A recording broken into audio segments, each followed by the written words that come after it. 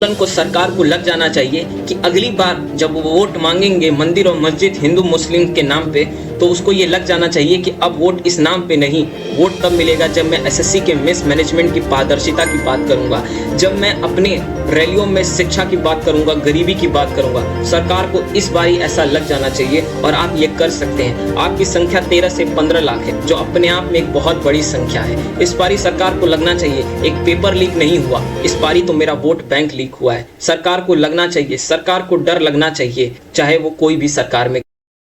नमस्कार भारत। 31 जुलाई 2025 दिल्ली की तपती सड़कों पर हजारों छात्र उतरे थे। न किसी धर्म के नारे लगे, न कोई झंडा फहराया गया, क्योंकि यह आंदोलन न मंदिर के लिए था न मस्जिद के, ये था अपने हक के लिए। ये वो छात्र थे जो देश के भविष्य कहे जाते हैं, लेकिन जिनका भविष्य बार बार लटकाया गया। एसएससी फेज 13 की परीक्षा जिसे सरकार ने एक प्राइवेट कंपनी एडुकेटी को सौंपा, जिसे पहले ही कई बार ब्लैक लिस्ट में किया जा चुका था। सिस्टम फिर से फेल हुआ। सेंटर पे पहुंचे छात्रों से कहा गया परीक्षा रद्द है। कोई एसएमएस नहीं, कोई ईमेल नहीं, केवल बेइज्जती और अपमान। और फिर दिल्ली की सड़कों पर आवाज उठी, दिल्ली चलो। छात्र, शिक्षक, कोचिंग सेंटर सब एक मंच पर थे और सवाल सिर्फ एक, हमारे साथ बार बार ऐसा क्यों हो। जवाब देने के बजाय सरकार ने छात्रों पे लाठी चलाई। नीतू मैम जैसी शिक्षकों को हिरासत में लिया गया। क्या यही विश्व गुरु बनने का रास्ता है? सरकार स्किल इंडिया, एनईपी, विश्व गुरु जैसी बातें करती, लेकिन असली सवालों से बस। लाखों सरकारी पद खाली हैं, पेपर बार बार लीक होते हैं, परीक्षा में पारदर्शिता नहीं और छात्रों से कोई बात नहीं करता।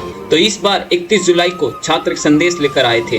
न जाति न धर्म, चाहिए तो सिर्फ शिक्षा और न्याय। उन्होंने कहा अब हम चुप नहीं रहेंगे, हम आरटीआई डालेंगे, हम सोशल मीडिया पे ट्रेंड बनाएंगे, हम पूछेंगे क्यों हमारे भविष्य की सबसे सस्ती बोली लगाई गई, क्यों चोर को ही फिर से दरवाजे की चाबी दी गई। ये सिर्फ एक प्रदर्शन नहीं था, ये एक घोषणा थी। अब मुद्दा शिक्षा का होगा, अब वोट हक पर मिलेगा, धर्म पर नहीं। अब लाठी से नहीं, सवाल से डर लगे। हम मंदिर मस्जिद नहीं, पारदर्शी परीक्षा प्रणाली की मांग करते हैं। हम जात पात नहीं, योग्यता से नौकरियां मांग। 31 जुलाई की शुरुआत थी, अब आवाज रुकेगी, क्योंकि हम देश के युवा हैं और हम आग जाग। एडुकेटी करियर टेक्नोलॉजी जिसने इस बार एसएससी की एग्जाम को कराया। क्या आपको पता है एडुकेटी का एक विवादित इतिहास है। 2020 में केंद्र की केंद्रीय प्रशिक्षण महानिदेशालय सेंट्रल डायरेक्टर ऑफ ट्रेनिंग ने एडुकेटी को किसी भी परीक्षा आयोजित करने के लिए अयोग्य घोषित किया था, यानी इसे ब्लैक लिस्ट में डाला। Madhya Pradesh state paper leak 2022 एडुकेटी को एमपी टेट आयोजित कराने का ठेका मिला, लेकिन परीक्षा पेपर लीक हुआ और सोशल मीडिया पर वायरल हो गया।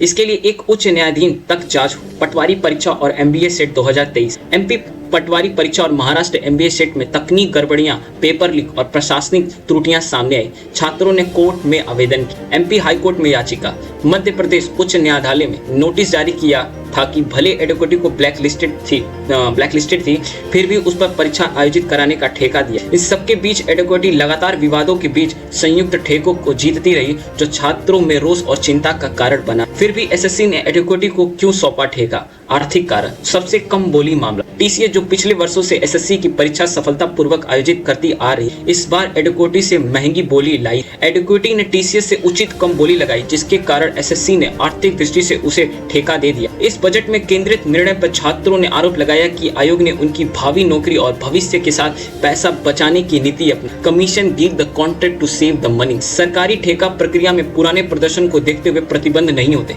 यदि कोई वेंडर कई राज्यों में ब्लैक लिस्टेड भी रहा है, फिर भी वह नया टेंडर जीत सकता है। जैसे कि लोकेश यादव ने कहा, in government contract past failure expire and no one read the footnotes. You can fail 4 government exam as a wonder and still win the 5th. एडुकेटी को तकनीक और प्रबंधन क्षमता पर पहले से ही कई गंभीर सवाल थे। पेपर लीक, तकनीकी गड़बड़ियां, केंद्रों का दूर दराज होना आदि। इसके बावजूद ठेका देना एसएससी की ब्यूरोक्रेटिक चिंता और बजट प्राथमिकता का हिस्सा माना जा रहा है, जिससे छात्र और अभ्यर्थी भावनात्मक, मानसिक और वित्तीय तनाव से घिरे हुए, जिसके फलस्वरूप सभी छात्रों और विद्यार्थियों ने एक साथ जुट होकर प्रोटेस्ट किया। सरकार से सवाल पूछा कि आखिर हमारे साथ ऐसा क्यों, हमारे फ्यूचर के साथ ऐसे खेला जा रहा है। लेकिन सरकार ने जवाब में उन्हें शिक्षकों को जेल में डाला और विद्यार्थियों पे लाठीचार्ज की। तो इससे पता चलता है क्या ये सरकार कर क्या रही है। चुनाव में तो बड़े बड़े वादे होते, चुनाव में बड़ी बड़ी घोषणाएं बनाई जाती, जैसे विश्व गुरु, digital India, skill India, new education policy. ये सारे ब्रांडेड मिशन प्रचार में तो चलते हैं, लेकिन जमीन पर जब परीक्षाओं की स्थिति बदहाल हो तो छात्रों को लगता है कि यह सब केवल एक दिखावा है। SSC phase 13 NEET CUET, JEE main, JEE advance, इन सभी में तकनीकी विफलता, वेंडर की गड़बड़ी और छात्रों की अनदेखी हो। क्या ये देश विश्व गुरु बनेगा अगर छात्रों को 500 किलोमीटर दूर परीक्षा केंद्र मिले और वहां जाकर उन्हें बताया जाए कि परीक्षा तो रद्द है? शिक्षा में लगातार गिरती जवाबदेही, एनटीए, एसएससी, राज्य, पीसीएस सभी में बार बार भ्रष्टाचार या तकनीकी गड़बड़ियां हो रही हैं, लेकिन इन मामलों में किसी मंत्री या अफसर को जवाबदेह नहीं ठहराया जाता। न कोई सार्वजनिक माफी, न कोई इस्तीफा, न कोई पारदर्शी जांच। जब देश में नौजवानों का भविष्य अधर में लटक जाए और सरकार उसे टेक्निकल इशू कहकर टाल दे तो ये शिक्षा के प्रति असंवेदनशीलता ही कहलाएगी। आप जैसे लाखों छात्र ही जान से पढ़ते हैं क्योंकि उन्हें उम्मीद है कि इस देश में मेहनत का फल मिलेगा, लेकिन बार बार परीक्षाएं रद्द होती, सिस्टम टूटता है, कोई सुनवाई नहीं होती, तब ये भरोसा टूटता है। और इसी टूटी हुई उम्मीद के बीच कोई सरकार यदि खुद को जगत गुरु कहे तो वो कटाक्ष सा लगने लगता है, एक ऐसा शब्द जो वास्तविकता से दूर लगता है। इस गुस्से को जो आप अभी दिखा रहे हैं इसको सही दिशा दीजिए। सोशल मीडिया पे संगठित होकर साक्ष्यों के साथ आवाज उठाइए, जैसे #SSC मिसमैनेजमेंट हुआ है, आरटीआई डालिए, जानिए एडुकेटी को किस आधार पर चुना गया, टेंडर प्रक्रिया में टीसीएस को क्यों हटाया गया, लोकतांत्रिक दबाव बनाइए। जब छात्र संगठित होते हैं तो सरकार को झुकना पड़ता है। हाँ, ऐसा प्रतीत होता है कि वर्तमान सरकार शिक्षा में सुधार से ज्यादा प्रचार में माहिर है। शिक्षा के क्षेत्र में जो जिम्मेदारी होनी चाहिए, जवाबदेही, संवेदनशीलता, पारदर्शिता, वो दिख ही नहीं रही। और जब तक छात्र चुप रहेंगे तो कोई सरकार बदलने वाली भी नहीं है। अब हम आपको सोचना है कि हमें क्या करना है। हम हमेशा की तरह चुप नहीं बैठेंगे, हम बदलाव की शुरुआत करेंगे। हम अपने भविष्य के साथ इस तरह सिस्टम को बार बार नहीं खेलने देंगे। तो चलिए देखते हैं हमारे पास विकल्प क्या है। आरटीआई ड्राफ्ट पूछिए सरकार से जवाब। आप आरटीआई के जरिए एसएससी से यह सवाल पूछ सकते हैं कि एसएससी द्वारा फेज 13 की परीक्षा के लिए किस प्रक्रिया में परीक्षा संचालन कंपनी का चयन किया गया, एडुकेटी को यह ठेका किस तिथि को और किन शर्तों पर दिया गया, क्या एसएससी को एडुकेटी के पिछले विवादों, ब्लैकलिस्टिंग या कोर्ट केस की जानकारी थी, एसएससी ने परीक्षा रद्द करने के क्या कारण बताएं और भविष्य में क्या इसकी योजना है।